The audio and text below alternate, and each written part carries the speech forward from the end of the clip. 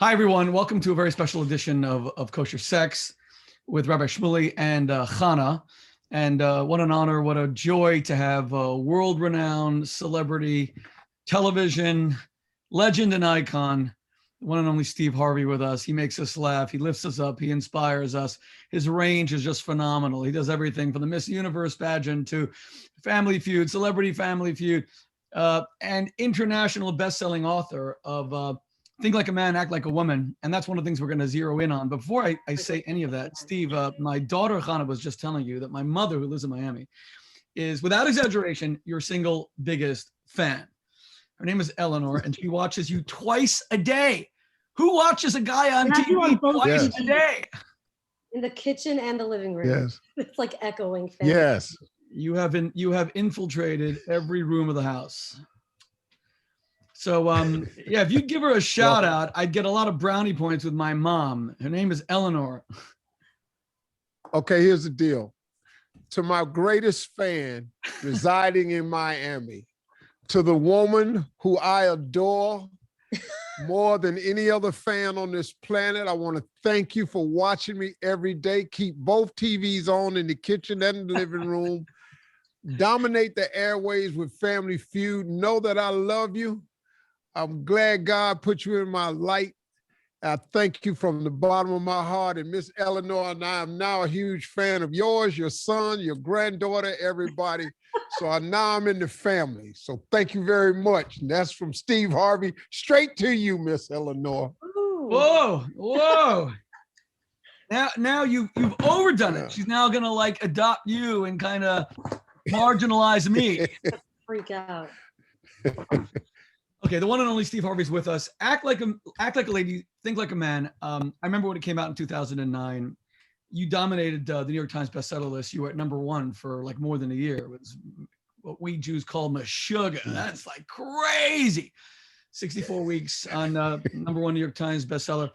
And what I loved about the book is that you were so candid, Steve. You spoke very frankly to women about what guys think. What was your purpose in writing the book?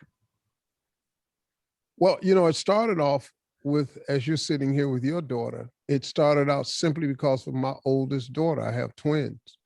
And she was dating a guy, and he had been over to the house probably 5 times. And so finally, he was in the kitchen, and I was in there with my father-in-law, who's 86 years old. I was making a sandwich, and he asked the young man, he said, "So what's your plans with my granddaughter?" And he got the hemming and hawing, and he didn't have an answer. And he said, no, I'm asking you, what's your plans for my granddaughter? And so I said, sit down for a minute, man. He's in weightlifting and all this. He's a personal trainer, built up guy, you know, and sit down. I said, so let's talk about this for a second. So what are your plans for my daughter? And he said, well, what you mean, what's my plans? And I said, wait a minute, man. Every guy who approaches a woman to even ask her name, he has a plan. He may not let her know what it is, but he has a plan. There's no reason for me to introduce myself if I don't have a plan. I'm a guy. We don't do anything for nothing. And so I said, what's your plan? And so I kept pressing him. He never gave an answer. And then he just blurted out, he said, well, tell you the truth, we just kicking it. I went, kicking it? I said, really? Does she know that? And he goes, well, you know, I called her in there. I said, Brandy, come here. Sit down. I said, explain to my daughter what you all's relationship is right now. He said, oh, no, Mr. Harvey, that's just between us. Wait, just between us? No, man, I'm not on your side. This is my princess. No, I'm on her side. Tell her what you said.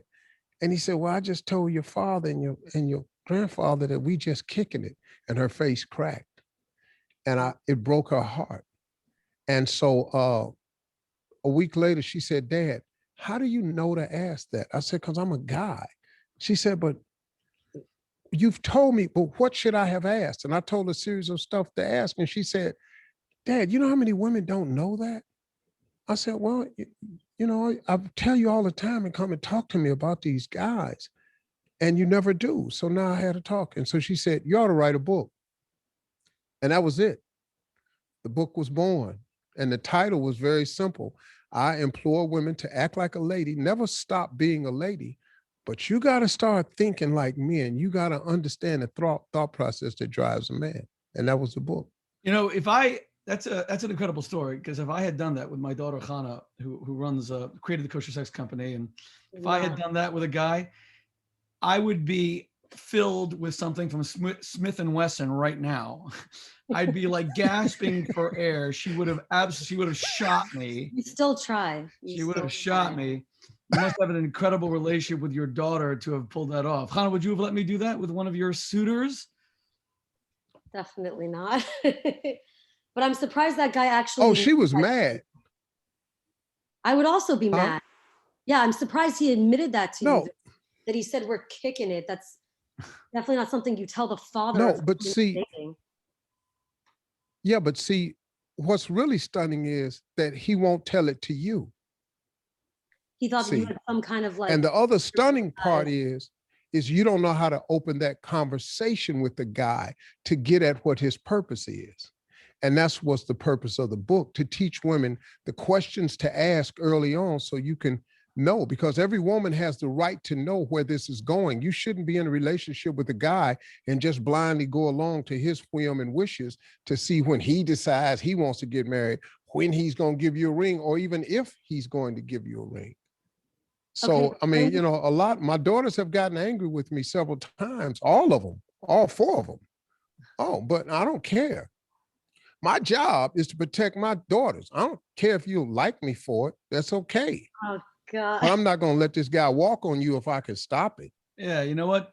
Touche. I think there should be a whole book just about that, how dads have to protect their daughters, no matter how much it makes them unpopular with their kids. I couldn't agree with you more, because one of the insightful things about the book is that there's a raw honesty about what guys are. And a lot of women didn't want to hear it. I think the most insightful thing you said in the book, and it was hilarious, you're an incredible writer, but the most insightful thing for me about the book was, you know, women, you know why you don't get guys? Because you keep on asking other women about guys. When really you should have asked the guy, and they never do that. And only a dad can understand what these guys are up to. Right, Steve? Right. Because the problem with women is you expect a man to reciprocate the love the way you give it. We're not capable of that. We're not designed that way. And so now you get frustrated, and then women exchange a lot of information about men that's just not true. Like, well, if I love him with all my heart, he should love me with all his. No. A man has to accept me for the way I am. No, that's not how it works. I'm going to love him until he loves me. No. And so women frustrate themselves by giving so much of themselves so completely, so wonderful, because a woman's love is complete. It's nurturing, it's caring, it's sharing, it's understanding, it's communication, it's holding, it's nurturing, it's you get sick, I heal. Women do everything. A man is different. When we love you, I call them the 3 Ps. We protect, we profess, and we provide. That's what we were designed to do. Anything else, you in the bonus round. But if you want protection, he should do that. If you want to profess your love, give you the title of fiance, wife, whatever. And then if you want provision, a man has to be willing to get out there and make it happen for you.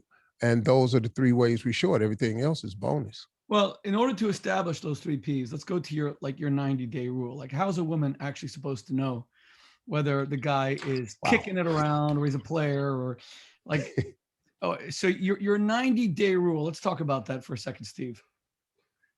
That was the most controversial thing I put in the book, because women today are under the exception. If I don't give this to a man, he'll go somewhere else and get it. Right. And I tell women all the time that they have the greatest benefit known to mankind. Women drive this world. Make no mistake about it. Everything a man does is centered around a woman somewhere.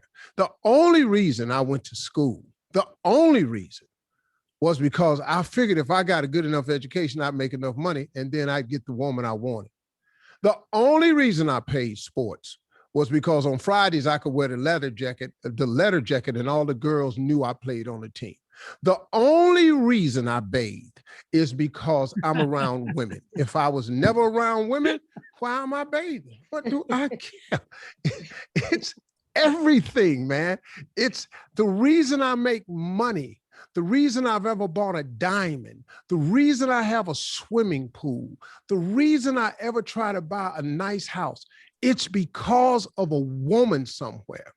And women somehow lose sight of that. So I created the 90-day rule, because when you first meet a guy, for the first 2 weeks, he's going to be everything you've ever dreamed of. Partly because a woman told him that. Because in the questioning period, in the early relationship aspect, what does a man always ask a woman? So tell me, what do you like? And then here you go. You roll out the roadmap to your heart. You tell them, I like little sunset walks. I like early morning phone calls. I like chocolates. I like flowers. I like roses. I like someone who texts me throughout the day. Okay, guess what? For the next 2 weeks, you're going to get more chocolates than you can swallow. You're going to see flowers everywhere. You're going to get text every 5 minutes of the day. He's going to hold your hand. He's going to go on walks. And for 2 weeks, you think you've met the man of your dreams. Next thing you know, hook, line, and sinker, you buy into it. So I had to slow women down with the 90-day rule. Now, where did I get the 90-day rule from? Because I used to work at Ford Motor Company. I've worked at Lincoln Electric. Anybody that's ever worked at the post office or Ford Motor Company, you have a probation period at all these companies. It's usually 90 days you have to remain at a company. It allows the company to take a good look at you for 90 days. They can determine if you work well with others, if you show up on time, if you know how to get along, if you complete tasks, if you're a team player. They assess all of this. And then at the end, if you make the 90-day period, they provide you with the benefit package. You then get medical, dental, you get eyeglasses, you qualify for vacations, you get the benefit package. Well, women have to remember that they have the greatest benefit package ever known to man. And what is it? It is them, their time, the way they smell, their hair, the way their skin feels, their love, their bodies, their shapes, all of it, man. It's like, it's unbelievable. What you have is the thing that if you are a heterosexual man, you have to have that. You cannot live without that. That is the ultimate benefit package. Now, if Ford won't give you medical for 90 days, UPS won't give you glasses for 90 days, UPS won't let you have dental for 90 days, you can't get their benefit package. Why would you give a man your benefit package before the 90-day probation period is up? That was the 90-day rule. That's how I was born. And boy, women fought me on that. Well, if I don't give it to him and I'm not all this to him, he can go somewhere else. Well, let him go. He don't want you. He just wants the benefits. You got to get yourself positioned to where he wants you. So you're saying it's a screening process, basically. Absolutely. And why would it not be? You're being screened. From the moment he walks up to you, he's screening you. When he sees you across the room, if you're in line with a tray in a cafeteria, he's screening you. Why would a man walk up to you and introduce himself? Why? Because he wants something. Why? We don't care what you do for a living. We don't care what your hopes and dreams are. We want something. We care nothing about what your hopes for tomorrow are. What's your aspirations to change the world? No, we want something. So we got to go over here now and find out how much it's going to cost us to get what we want. It's the only reason. So there's nothing nicer than a man that hasn't slept with you yet. That's what you're saying. There's nothing nicer than a man. Well, got to make him earn it. I guess that's what you're saying.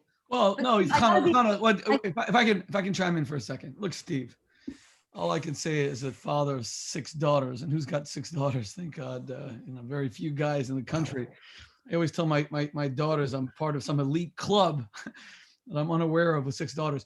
What Steve is saying is that once upon a time, men and women kind of accepted that men could be, I'm not going to say sexually predatory, because that's taken a whole new meaning in this in the time of Me Too. I don't mean predators. I mean that men are sexually adventurous.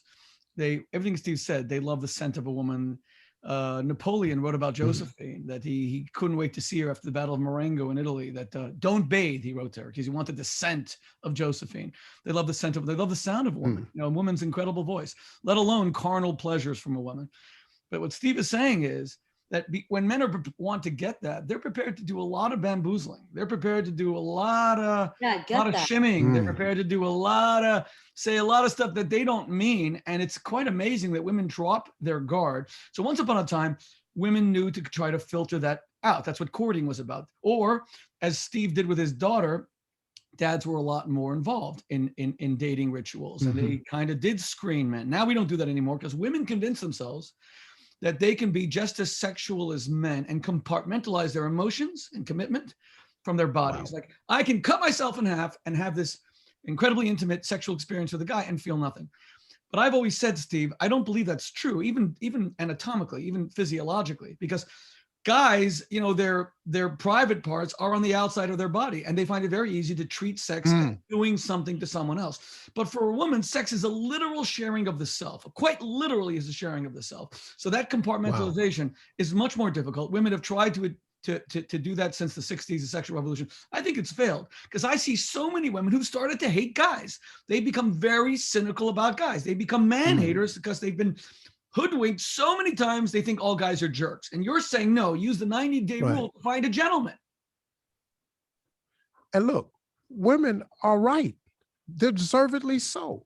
If you keep getting shammed, hoodwinked by guys over and over and over, what I tried to do was give women the tools to operate in the way that men operate. Act like a lady, but you have to know how we're thinking. This guy is a hunter. That is his nature. If you look at hunting shows, most hunters are really men. There's some women who hunt, but let's be real. Hunters, Bass Pro Shops is cause of men. REI camping store is cause of men. Shotguns is cause of men. Deer traps and blinds is cause of men. My wife, Marjorie's not sitting in a treehouse for 8 hours waiting on a deer to come by. My wife would go, what are you talking about? We're not doing this. Guys are traditionally the hunters. What women have to do is understand that the ultimate power lies in the woman. It really is. You're the most powerful thing. I was talking about Aristotle Onassis, who married Jackie Onassis after President Kennedy died. He had the best quote I've ever heard to help women understand their power. He said, if women did not exist, all the money in the world would have no meaning. Period. What would you need money for if there were no women? Well, I got nothing to buy. I got nothing to impress. I've never bought myself a diamond. Never went to the diamond store. Oh my God, this will look great on me. No, I bought my wife so much stuff because that's what she wants. And man, if I could get women to understand their power and their rights to control the relationship, because look, we can't hold your hand unless you let us. We can't get a kiss unless you give us one. We can't lay down unless you invite us. You got all the cards. But women today have been made to believe by the slickest men out here that if you don't do what I want when I want it, I'll just get somebody else who does. And now women find themselves going along with things that they're not ready for, really want to, but they're competing against other women. And they think that if they're Please. doing it, that they have to do it. And that's a bad position they've gotten in. I think you're speaking Right. real honesty and being very insightful. It might be counterintuitive in today's more libertarian climate where we want to pretend that none of this is true, but it rings true to me. Hannah, how could you disagree with anything? No, well, what I'm saying is I actually enjoy what Steve said, because it's you really say it like it is. You do. And you talk about how men are much more simple and women are more complicated. But the issue I took with the book and what you're saying is that it just kind of feels like, as a woman, you're always trying to, and you even brought this up, Steve, you talk about how men, they're in a space sometimes where women just kind of like they fall into the cracks. And that's the only place they're like, men kind of have to make room for them. And we're always having to just deal with men the way they are and not expect anything more from them. And it's like women are always kind of making excuses and just like, men are this way, so just deal with it. And especially in Judaism, there is this concept of like men being a certain way in their nature, but going beyond that and trying to get some more depth to men. So it just kind of feels like it's like a manual for how to deal with men. And what about men kind of tailoring themselves a little bit to give women what they want? Well, listen to this though. You're exactly right. But you can get what you want. But you have to understand the animal that you're dealing with, just like we have to understand the animal that we're dealing with. See, in the beginning, we give you everything you want until we get what we want. Then you get who we really are. How many times has that happened to a woman? So what I'm trying to get women to do is not that it's not women have to make all the adjustments, but men being the hunter, and you women constantly being hunted by this hunter who has become an expert marksman and knows how to wait in the bushes and knows the right bait to set out there. Okay, I'll give you an example. You remember earlier I said, when a man asks you what you like, right? And then you give him the roadmap to your heart. Well, for the next 2 weeks, he gives you everything you asked for.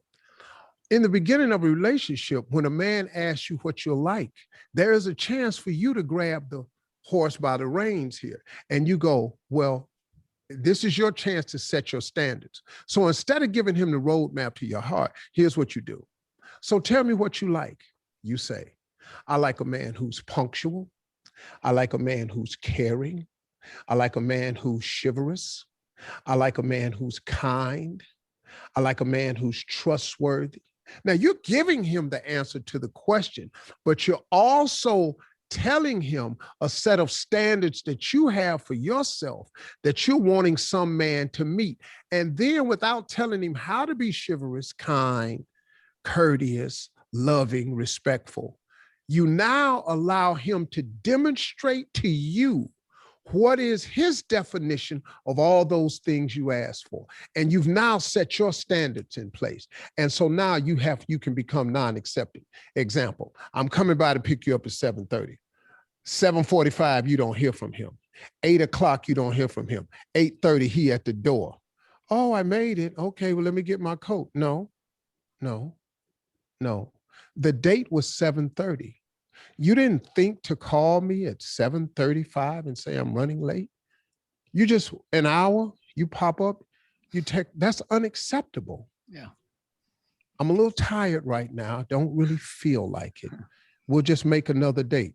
I promise you, the next time that guy, 7:30, he's at your door. If he wants you. Now, if he just wants something from you, I ain't got no time for all this she doing, because she got some standards I ain't fitting to meet, because he done got away with it before. So I'm not really asking women. I would never ask my daughters to just see how my men are and fit into those cracks. No, I've begged them, make standards, make him climb the fence. Give you an example. If you got a yard and you plant your grass and you put your flower bed up and you make a 2-foot high fence around it, every time a ball bounces down the street, it can go in your yard. A dog can just hop over in the yard and dig holes in the grass and uproot the plants and hop right back. Hey, get out of that yard. And he'll hop back over there. But if you got an 8-foot high fence around your yard, you got to do some climbing to get up in this grass.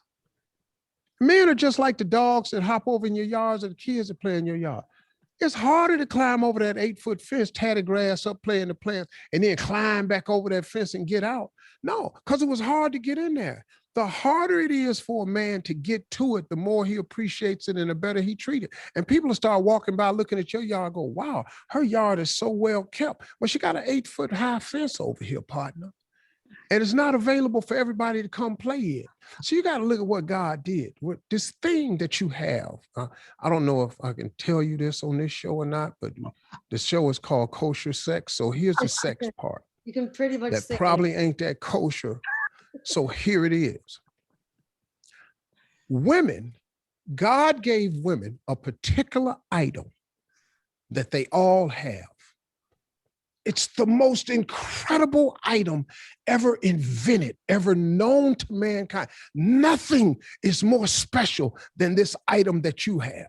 Now, all men have an item of their own. They ain't really that valuable. It ain't crumbled empires. It didn't bring Rome to their knees. Nobody fights over what they have. People fight over what a woman has. Cleopatra had a whole empire go down cause of her. I'm telling you right now, you've seen it through the course of time. So here's the deal. When God created precious minerals, he made it difficult to get to. If you want a pearl, you got to dive to the bottom of the ocean. You got to run the risk of getting the bends when you come back up. If you want diamonds, you got to bore deep into the side of a mountain.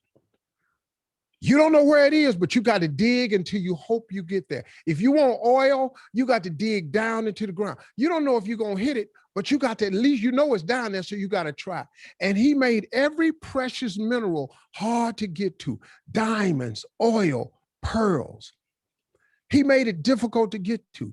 That's why this item that he gave all women, this is why he put it exactly where he put it. It's in the most hard to get to place on your body. It can't be seen unless you show it to us. We can't, it's nothing. Women are sitting on a gold mine. All you have to do is act like it. I don't know what part of this you're not trying to grab right now, Hannah, but come on, just like I grab my daughters, I try to get them. Huh? He loves this. Oh, first of all, because Hannah, he's been wanting. Hannah, what Steve's referring to is a woman's brain, of course. You can't. Yes, obviously. Get to it. That's not a woman's brain. That's what I took from this whole discussion. Hey. You know what, Steve? Women like my daughter don't necessarily want to hear this because they don't want to hear that these relationships are going to take some work, and that when you submit very early, you pay a serious price. 36% of all dates in America have sex on the first date. And I always tell women, when you have sex with a guy on the first date, you can kiss the relationship goodbye. It almost never pans out because of what you just said. There are no gates. It's what relationship experts call the erotic obstacle. It's actually more exciting when that fence is there. That fence doesn't deter people. I agree with that. What are you talking? I do agree with that. Well, then why are you arguing with Steve? He's absolutely right. I'm just saying beyond that, it feels a lot of the time like women just have to cater to how men are, and no one's telling the men like you have to be way better. It's more like telling the women how to deal with men because they are the way they are and you're not going to change them. I agree with what you're saying. We need to have courses for men that they won't attend. Where's the sequel? We need to have books for men that they won't read. You know, when the last time a man you dated said, you know, I'm spending the night, I'm having a bubble bath and I got some candles lit and some wine and I'm reading tonight. Who is this guy? You know, I wish I could get it, but that's not how you approach men. And women have asked me, Steve, why don't you write a book on how men should behave? Because I know they're not going to buy it and read it. Because I know men. So the best way to get men to behave a certain way is to get women to teach men how they are to be treated. And the best way to get a man to teach you how to treat you is to know how they think and equip you with the tools to make them do what you want them to do. Because trust me, if they want you, they are going to do what you want to do. Give you an example. I'm dating Marjorie, right? Now, Marjorie and I dated back in the 80s. I became homeless. I lost everything. There were no cell phones, so I just didn't drive to Memphis anymore, right? So I just never went back. I didn't have a cell phone. She didn't have a cell phone. We broke up, boom, boom, boom, boom, boom. I get a divorce in 2005. I'm sitting at a dice table. I'm sitting at a roulette table. I'm gambling. My bodyguard is behind me, and he's talking on the phone for about an hour because he just stands there. A little bit later, he says, hey, man, I got a phone call for you. I said, hey, man, you know I don't talk to nobody when I'm gambling. He said, I think you're going to want to hear this. I pick up the phone. I said, hello. She said, boy, what you want? And it was Marjorie. I had not talked to Marjorie since 1989. Wow. Wow. It was 2005, and I still knew her voice. Because the first night I met her was in a comedy club. She walked in late with a girlfriend. They came on the front row. They had tickets. I'm a young act. I see her, and I stop talking. The whole audience is just looking at me. You can know they snickering. She was gorgeous. I had never seen a woman like this in my life. This close to me anyway, you know. And I looked at her, and the very first thing I said to her was, I don't know who you are, lady. I said, but one day I'm gonna marry you. Whole audience busted out laughing. I was beyond serious because I just needed God to let me meet this woman. So we dated for about a year and a half. I got in a lot of trouble, lost everything I owned, became homeless. 2005, she gets on the phone. The first thing I say to her was, so how's your blankety blank husband? Because I had heard she got married. She said, Steve, I've been divorced for 3 years. Wow. The next morning, I got a plane. I flew to Memphis, asked her to have lunch with me. She walked across the Adams Mark Hotel. When I saw her walking towards me, I said, I will never let this woman go again, ever in my life. We started dating in 2005. We've been together ever since. She is the chick of my dreams. I gave her a ring, a wedding ring, an engagement ring in December. I took her to La Familia down in Mexico. I proposed to her. She said yes. This was right before Christmas. Round along my birthday, which is January, about a month later, she said, so Steve, so when are we getting married? I said, look, I just got out of this divorce. It was bad. I lost everything again. I don't want to send you through that. Let me get myself together and we'll make a date. She took the engagement ring off, handed it to me and said, I don't want to wear a ring that doesn't symbolize a date. When you are ready to marry me, I'll put this ring back on. Oh. She handed it to me.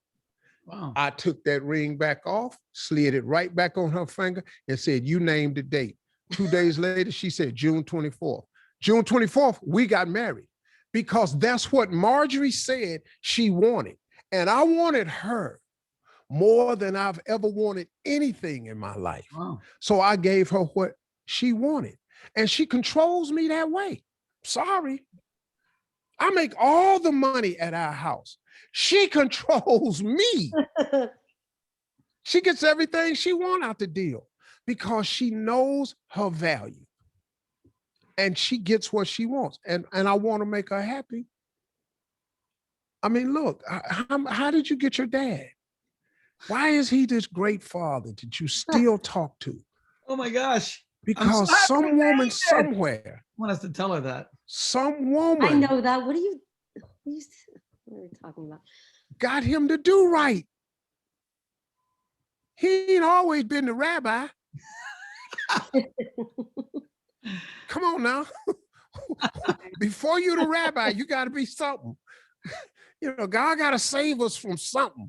You know, he needs our undivided attention from something.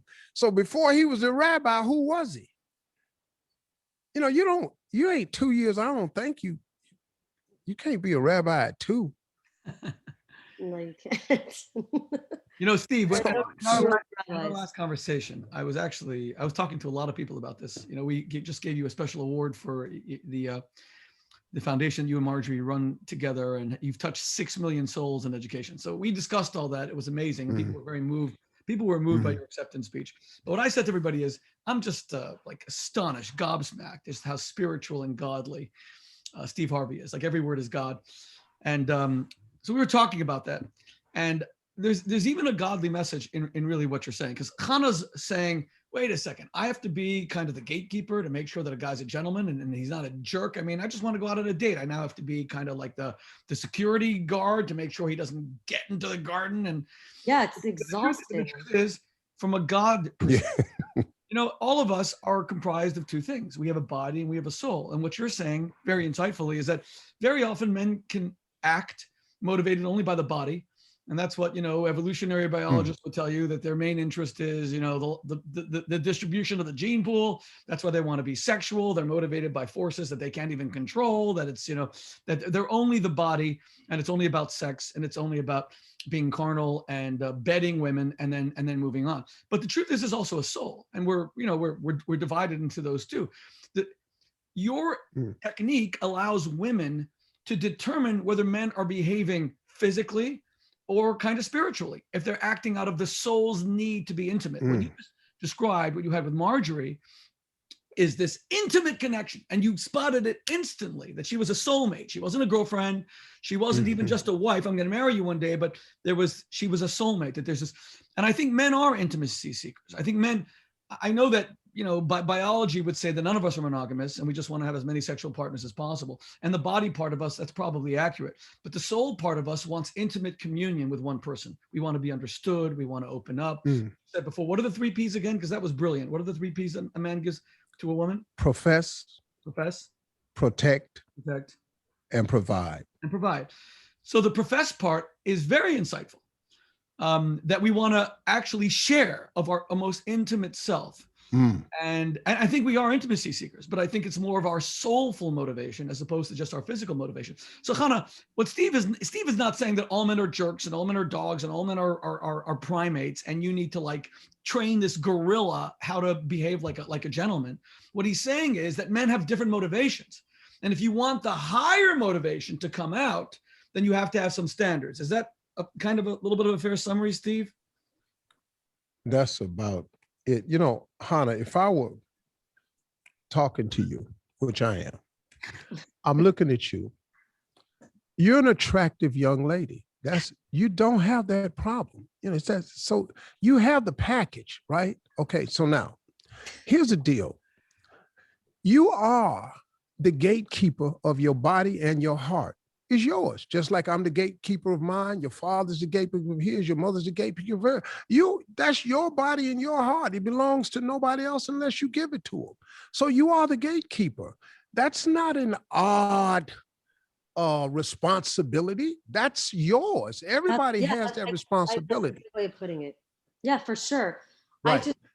I just find, especially in dating, that women are kind of taught we always have to be on guard, because guys want this from you and they want that from you. And maybe there should be more of a message that speaks just to men. I don't know how to give that message, because you're right. They don't want to read, and they don't sit and talk with their girlfriends. And that's actually something I wanted to touch on, because you. Just 1 second. I really don't want to interrupt, but I don't want to lose this train of thought, because Steve said before, people are, guys are not going to read books and go to seminars. That's true. So how do you get this message across? So I wanted to say that, back 1,000 years ago in the courts of France, Eleanor of Aquitaine was the mother of Richard the Lionheart. She invented courtly love. And the idea of courtly love was to address what you were saying. It was to make men better. How? Because courtly love held out a woman's, all the benefits that Steve spoke about, a woman's love, a woman's heart. And knights would compete in jousting tournaments and for the hand of the fair maiden. That's how they got better. They got better because a woman, she didn't play games with a guy. She rather made herself available to men who were worthy of her. So what Steve is kind of saying is, believe it or not, women are part of the perfecting tool for men, because they are enough of a prize for a man to better himself for. Right, Steve? Right. Yeah. Hannah, look, you all are faced today, even in something that's a little bit more expanded. When I first wrote the book in 2009, I've been looking at this thing closely. You know, I have a young daughter that's kind of famous, and Lord have mercy, she's stunningly gorgeous, and I can't protect her Yeah. from everything. One of my great regrets is moving back out to LA, taking this beautiful koi fish, and she had enough money to get her own apartment and everything. And just all of a sudden, I had this beautiful koi fish in the ocean. Koi fishes should stay in the pond. Koi fish don't belong in the ocean. These beautiful colors, and here come all the sharks and the barracudas, and I couldn't watch all of them. I just couldn't keep all, you know, when she lived in my house, I could get all of them.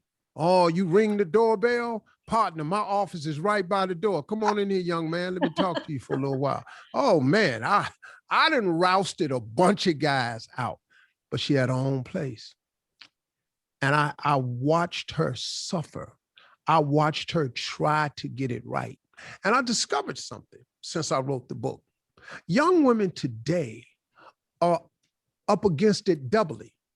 And because of social media, I'm telling you right now, Instagram, which I had to learn from my son, is the highlight reel of people's life. Yeah. They put their best outfit on, their best pose, they put all the filters, click, and there they go. And now you got this thing called DM. You can direct message a person without it showing up in their comment line. Oh, so now you got these boys that ain't worth a doggone. All of a sudden, they international players because they can DM anybody anywhere. Now, the highlight reel, and then you got all these women out here competing against each other for likes and views and all this stuff that's superficial. And you all live in a world now that's even harder to find what's real. Yeah. So with that in mind, I started thinking with my daughter, I said, man, maybe she and I should do a book together because I could really speak to women from the standpoint. My daughter's 24. Wow. And I mean, man, social media, the thing that made her famous is the thing that tries to destroy her constantly, you know, and I try to help her understand that and all this here. And so I was thinking of what's the best way to speak to young women today? Okay, so here's the deal. The thing that you're looking for never changes. Love is love. It's what you want. Everybody wants to belong to somebody. Now, I said that at this women's group one time, and oh my God, this woman, she ate me alive. What are you talking about? Marjorie belongs to you. I said, Marjorie belongs to me. She's a human being. She's not a possession. You can't say that. No. Excuse me. She belongs to me. She's mine. But I have news for you. I belong to her. I want to belong to her. I want to belong to someone.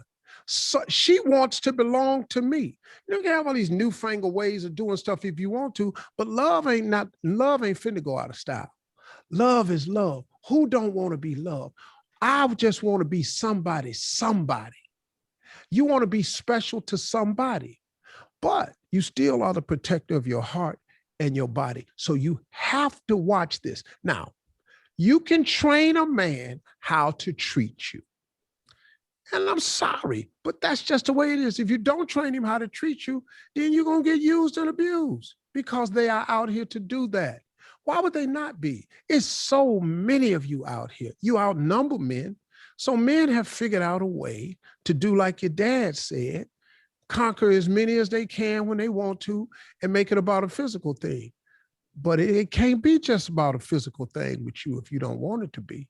You have to bring some more to the table. And so since men are the best hunters, see, women aren't good hunters. Women don't even like to hunt. Women don't want to be out here looking for a man. I hate it when I hear women go, name one friend of yours that was getting dressed one night and said, I'm going out and find me a husband and came back with one. Oh, what woman has done this? What did you put on? How short was it? How tight was it? And you went out and you came back with a husband, or you come back with somebody. But I promise you, it ain't finna be your husband. The Bible says, when a man findeth a wife, he finds a good thing. The problem, I was telling my assistant this the other day, when I find the man of my dreams and he looks like this, I say, hold on, listen to me.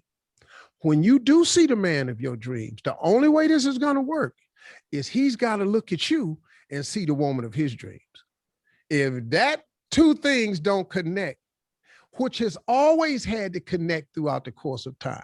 So how do you find love?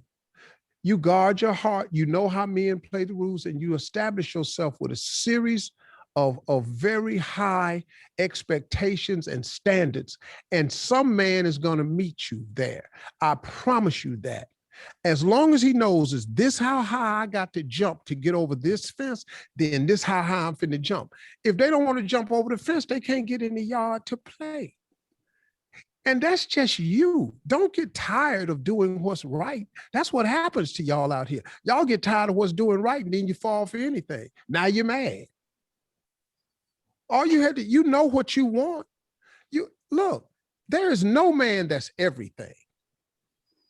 There's no man. There is one man that's everything. He sits way up in heaven somewhere, and your father, and he's not available. Okay, right. So me and your daddy, we ain't available. That's right. Now we're it. We're it. And it's sort of, you know, my daughter told me one time. She said, "Dad, I'm looking for you." Yeah. I said, "Well, good luck. That's gonna be hard." But that's an honor. Just one more. Steve, that's an honor. Give you a piece. Your daughter uses you as the standard. I've always thought. She said, "I want you, Dad." Yeah. I've always thought men have to model this. Yeah. Dads have to model this very gentlemanly behavior because it sets the standard of what the daughters are going to look for. So this is. That's why your daughter is on this. That's why your daughter's on this call with you, man. I've told you. Why do you think she's on this call with you? Why are you so surprised? I've told you that before. No, you know what's interesting, Steve. I have a lot of love for you. You're a special man. You're unique. In fact, I want to tell you something from the Talmud, the great compendium of all Jewish wisdom compiled thousands of years ago. The Talmud says the best way to know if you're popular with God is if you're popular with people. If you bring joy to people's lives, it means that you're bringing joy to God. And I'm amazed at how much joy you bring to people. And I wanted to speak to you because I loved your book and I thought it was very candid. I didn't realize that this conversation was going to turn into a phenomenal counseling session for me and my daughter. My daughter will start listening to me now. Still not. No, man, you know what it is? Listen to me. My daughter is like your daughter. They know I love them. They know I will die for them. They know. I've said it out loud. I'll kill everybody for them. And I'm sorry.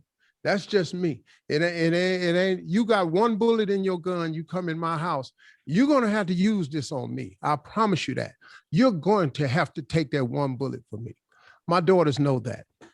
They keep thinking, though, that there's a new way to go about this. Yeah. And you're old and I hear what you're saying, Dad, but it ain't like that no more.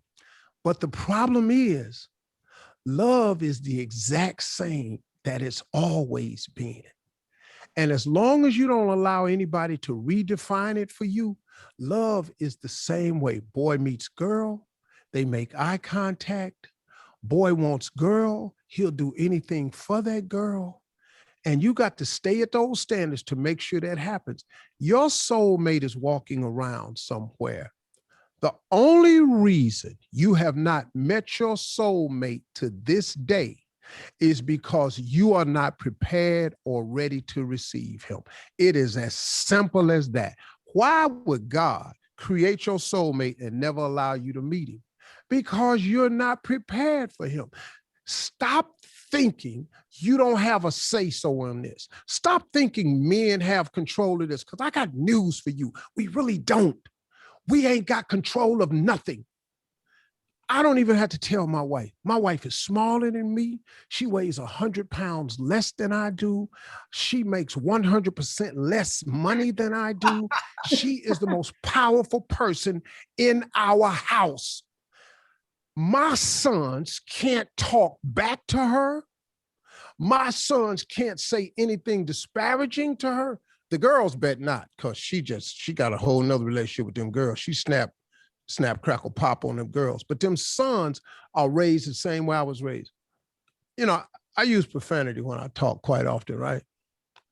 My mother has never heard me to this day, till she died, never heard me say anything in her presence. And my father cussed all the time. If you cuss in front of your mama, I'll kill you. We were raised that way. We were taught to honor women. That's past, that type of teaching hasn't been passed on a lot. And that's another problem that women have. I love what you're saying. Men honoring women. They're not getting it, man. It's just it's beautiful, but it doesn't really exist anymore.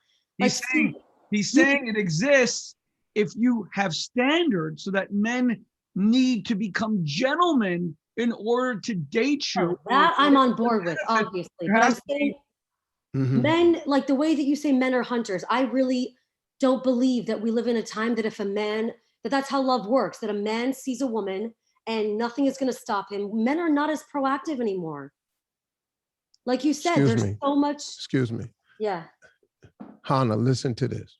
There's so much out there. My daddy told me something listen to me. My daddy told me something a long time ago. He said, son, if you tell somebody the truth and they don't believe you, that ain't your fault. Now, I know what I'm telling you about men is not comfortable to hear, but it is the truth.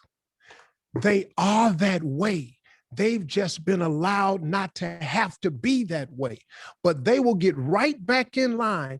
Do you understand something? That men understand what it is to have to meet requirements. We know what we have to do to make the track team. We know what we have to do to make the basketball team. We know what we have to do to graduate. We know what we have to do to climb the corporate ladder. We know what we have to do to get licensed for this or for that.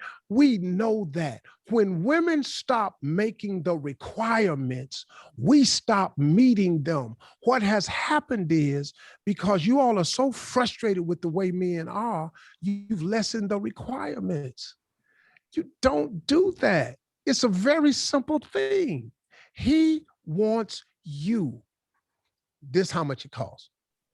Prove it. This how high the fence is. Jump. This is where it's buried. Start digging.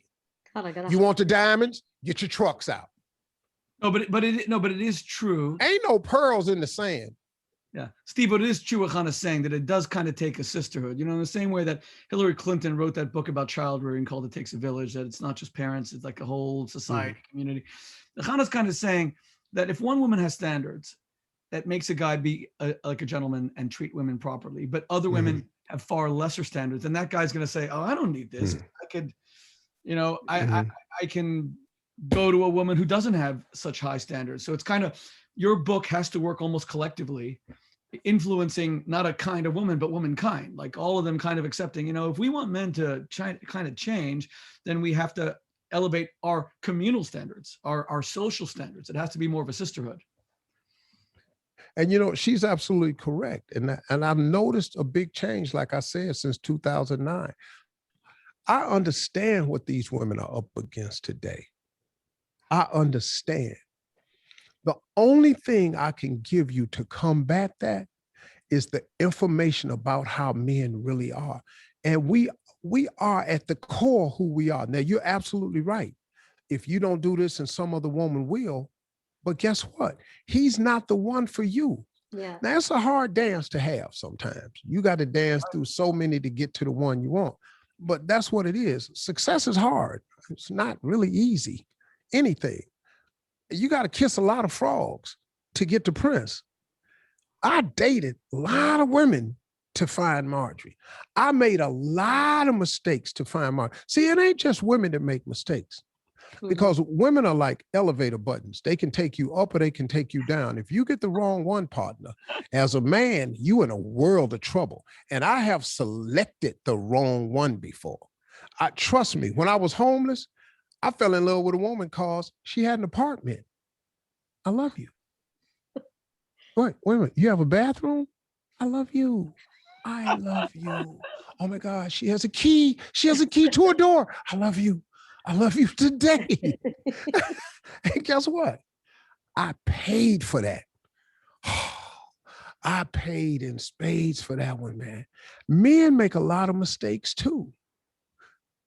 There's a song by this R&B artist named Kim, K-E-M. He has a line in the song that I absolutely love. He said, for every woman that needs a man, there's a man that needs you too. And I know that sounds hokey and corny, but he is out there, Hannah. He's going to walk up to you one day. He's already prepared. All you got to do is stay fly. You just got to stay fly. He's going to walk. You ain't even going to believe it. It's going to be too good to be true. And he's going to show up. I'm not worried. How can that not happen? See, like the level, like when your daughter says she's looking for you, she's probably going to have a very hard time because the level, the values that men have are not what they used to be. They're just not. that's true. And you live in a tough world today. We live in a fallen world. Yeah. We really do. We live in a fallen world. It's amazing, with everything that's going on in our country today, and the country keeps saying, well, that's not the country we are. Well, hold up now. Keep seeing examples of it, and it's kind of hard for me not to think this ain't the country we have when we keep seeing all these examples of it. And so you're absolutely correct. Men have changed over the years. There are a lot of absent fathers now who are not around teaching their men how to be men. And it's created a burden on women. I do understand that. You're absolutely correct. But there's a little turn I've noticed in young people. And it's began with the way they even dress. I don't know if you've been paying attention right now, but if I watch music shows and stuff and red carpets, and I'm starting to see a little bit of change. And I'm starting to see in this generation a little bit more political involvement that I haven't seen in a number of years, man. And it's starting to come together on all levels and all races. And I'm starting to see a little bit of a turn. And some of these guys that I thought was wild boys is starting to settle in. When that generation right behind us, let me try to make this real quick for you. Problem we have is the generation that benefited from civil rights movement. We were so busy benefiting from getting these affirmative action jobs and stuff. We forgot to teach the generation of boys behind us the business of what manhood is. So we allowed coolness. It used to be the thing was to be cool. We let them replace that with hard. Our music used to be about how we felt about women and loved women and wanted women and needed women. And now all of a sudden we got songs that disparage women all the time. And that was our fault because we forgot to teach the next generation. But if you start looking now, you got the Jay-Z's that's getting married, the Rihanna's that's getting married. You start looking at the Drakes that's starting to look at this thing different. You even looking at some of these groups that's starting to get married, and they starting to, they ain't staying together long because they don't know how to do that yet. But there's starting to be a little bit of a turn in this falling world that offers glimmers of hope. And people like you, Hannah, are a part of that glimmer of hope, that inquisitive young mind that's constantly trying to get it right and wanting to know the answers and wanting to have formats like this to talk about it. I mean, I'm on a show called Kosher Sex. That's crazy. How did I get here? You know what I'm saying? And for you all to come up with that, I'm like, wow, I got to do it because of the name Kosher Sex. It took me a long time because I'll be honest with you, I didn't know anything about any other culture because I've been busy being Black, and it's been hard. So, I've had my own war. I don't know when treaties get passed, and I never understood what was happening overseas and everything because I've been just trying to keep my sons from getting killed. And I've been in a war over here, so I didn't really know. But meeting your father and, listening to him, and he was on my show that time, this show, like for me, I just never understood that there wasn't more of a connection between our two cultures, because if anybody should understand each other, it should be us. Yeah. The two biggest atrocities ever perpetrated against mankind was the Holocaust and slavery. Them two right there, buddy. Untouched, unmatched, unparalleled. You can't name nothing to top them two tricks, man. And it went on far too long. And so for us to form more of a collective bargaining agreement like in the NBA, I think is what has to happen, man, because look, we set up here the whole time we've been talking and all we got is stuff in common. You know, this father wants happiness for his daughter. Yeah. His daughter wants it. I want it. And so we got together. This is, I'm on Kosher Sex. Kosher Sex. You got Steve Harvey. This is a first for me, man. This guy, I want a copy of this tape because we're gonna get it. I got to send it to a group of friends of mine. We're gonna get it. You on what? By the way, Steve, you know,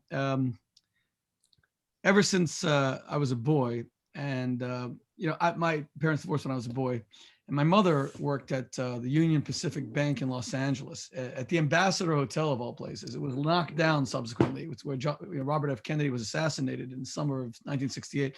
Can't believe they knocked it down. But my mother her marriage was crumbling all around her, and there was an African American woman who worked alongside her, and they became very close friends. And I was an Orthodox Jewish kid in LA, and I had exposure to this African American family and her children. And ever since then, it's been my passion, especially when I was a rabbi at Oxford with Cory Booker as my president, et cetera, to create real harmony between our two communities. And what astonishes me about the African American community in general, but about you in particular, because you're a global celebrity, and celebrities are often kind of understood as being, you know, into egocentricity and fame. What's amazing about you is how God is so much a part of your life. When I was on that show with you in Chicago, that amazed me that we did a whole show about God and Islam, Judaism, Christianity.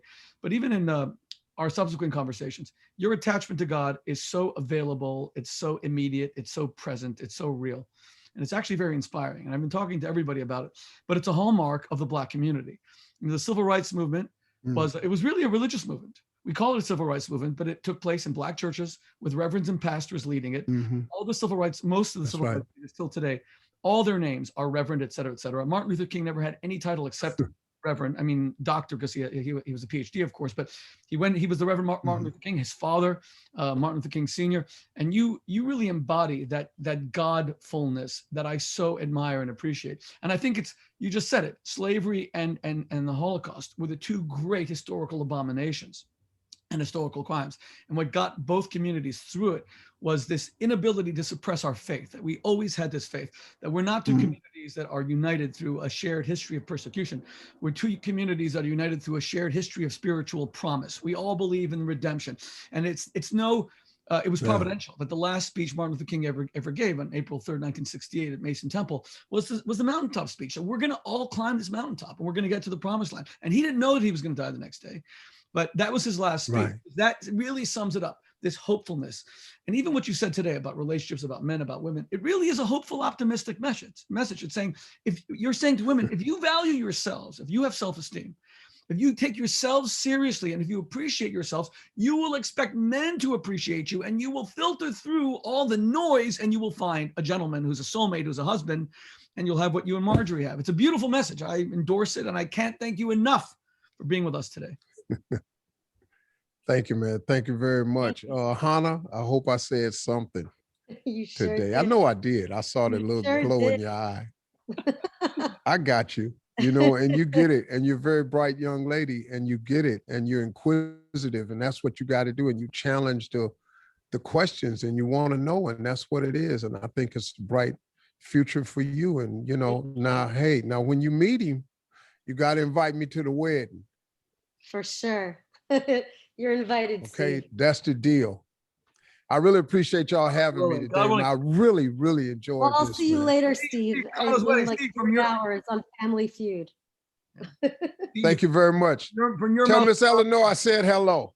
I sure by the way, Steve, from your mouth to God's ears, I know that you were ordained in 2018 in New York, right, to do an on-air wedding at your New Year's Eve. Right? So you're ordained, man. So we're Hannah. Any day now. Hannah's gonna have a Jewish wedding. We better off letting your dad do this one. Trust me. Definitely be part of the ceremony, God willing. Thank you, Steve. God bless you. Yeah, I got ordained with an asterisk next to it. Thank you guys very much. Steve, thank Take you. care. Steve, thank you. Steve, thank you for lifting up America through the coronavirus. Thank you, making people laugh. Thank you for giving. It's been such a tough year, and people look at you and they laugh and they have hope, and you've lifted us all up. God bless you, and God reward you richly. Thank you, sir. Thank you. Thank you, sir. Bye-bye.